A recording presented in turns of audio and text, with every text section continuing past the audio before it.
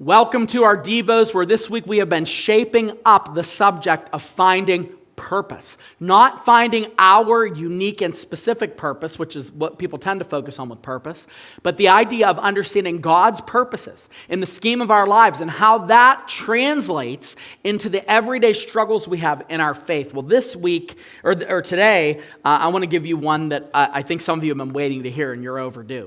What do you do when something horrific happens? And I don't mean just, I had a bad day. I'm talking about horror.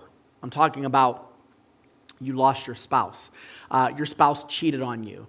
You lost a child. You found out overnight that your health is gone and your body is betraying you. Your spirit's in line. You're like, I feel great. My mind is sharp, but your body is telling you that it is going a different direction. It made dinner plans and you were not invited. What do you do in those cases? What do you do when situations are so absolutely overwhelming? Well, what we do is we say, why? Why would you do this to me?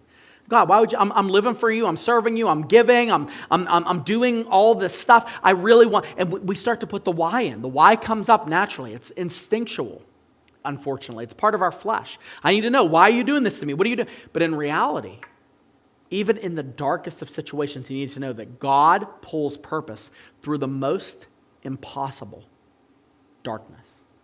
Now, some of you are going to hear this, and it's going to make you upset. And you're not ready to hear it now, and it's okay. If this is making you upset, you're not ready to hear it now. I feel like the Lord wants me to tell you that, and it's okay. I know that because it just happened. Whatever it is, whatever pain you experienced, you're right in the freshness of it. And then when some preacher with a really good sense of humor and a great smile comes on your screen and says, hey, you know what? It's okay because God's going to pull purpose through your darkness. Like you want to, karate chop your television or your phone or whatever you're watching this on. Like it's not well. And I understand. And I'm so sorry. I'm so sorry that this happened to you. I really am. But this is my question. And you might come back and listen to this in months, but would you rather have gone through something that is so horrific and so tragic that there's no purpose behind it, and it's just void of any type of usefulness to God or to you or to your future? Or would you rather say, this is going on, I hate it, it's painful, it's tragic, it's dark, but God is still able to pull some sort of purpose out of it? If you ask my opinion, I would take the second option. I want to know that despite my pain, that God is able to work through this situation. So, how do we know that God pulls purpose through unimaginable darkness? The greatest illustration of this is the cross. The cross.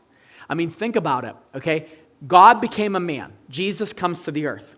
He's ministering. He has thousands and thousands of people that are pledging allegiance to him. He has people that are being healed. He's got a reputation of the miraculous. He has an ability to speak and talk and interact with people in a way that shows that he's divine. He has a way of speaking the truths of his Father openly and going against the system. And you're like, this is it.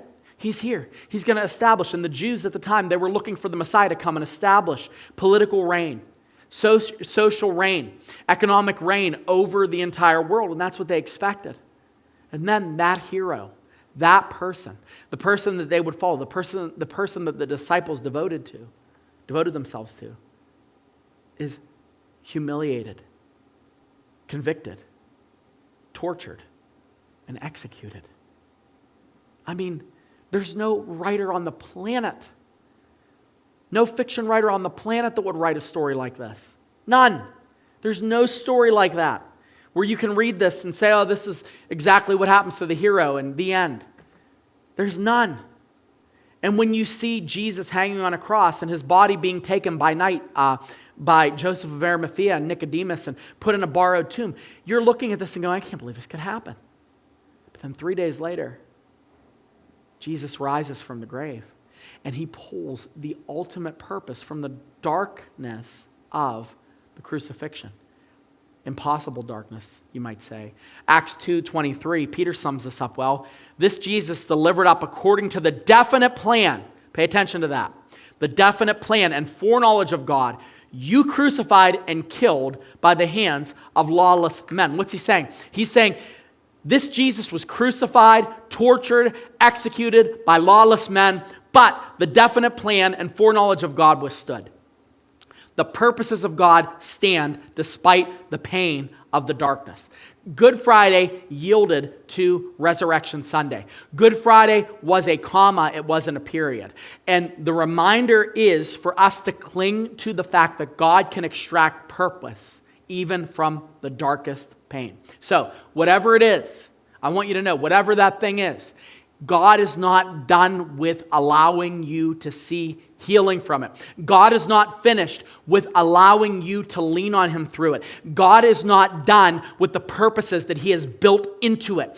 And I would rather that you cry out to Him with a heart that lacks understanding than that you recoil at the thought of a God that knew that this was going to happen, allowed it to happen, and still chooses to love you, because He did know it was going to happen. He does love you, and He is going to extract purpose from that pain so that you draw closer to Him. And as you draw closer to Him, that purpose will become more apparent, and you will walk in healing, and you'll walk in His path because He has shown you that He loves you, and that your situation doesn't determine the level of His love, but His purpose stands, and His love for you, His pursuit of you,